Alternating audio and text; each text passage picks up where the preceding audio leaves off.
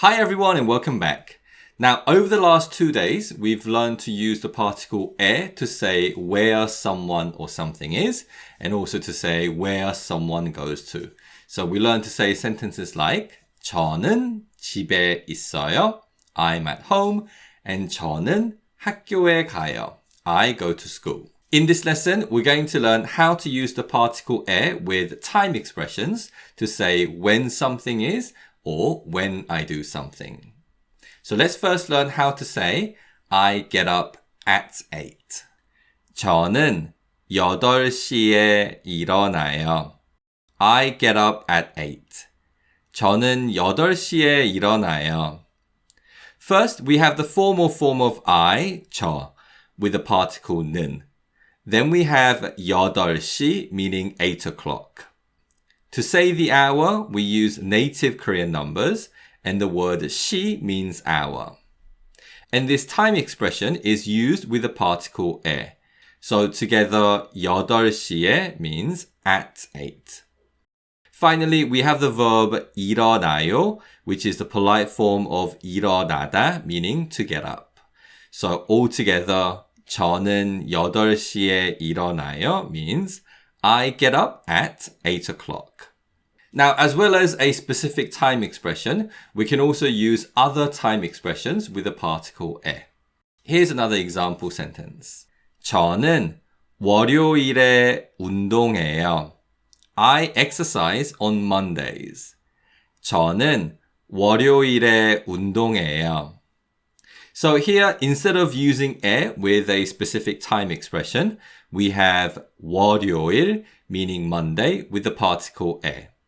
And lastly, we have the polite form of the verb 운동하다, 운동해요, which means to exercise. However, 에 can be used with many different kinds of time expressions. Here are a few more examples. 아침에, in the morning. 아침에. 여름에, in the summer. 여름에. 1월 1일에, on January 1st. 1월 1일에. 작년에, last year. 작년에. 다음 주에, next week. 다음 주에.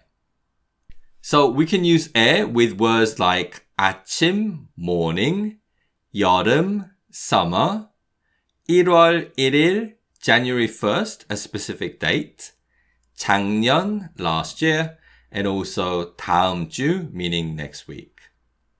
Okay, so let's take a look at some example sentences that use some of these phrases. 저는 아침에 공부해요. I study in the morning. 저는 아침에 공부해요. 저는 여름에 일본에 가요. I go to Japan in the summer. 저는 여름에 일본에 가요. 저는 다음 주에 시험이 있어요. I have an exam next week. 저는 다음 주에 시험이 있어요.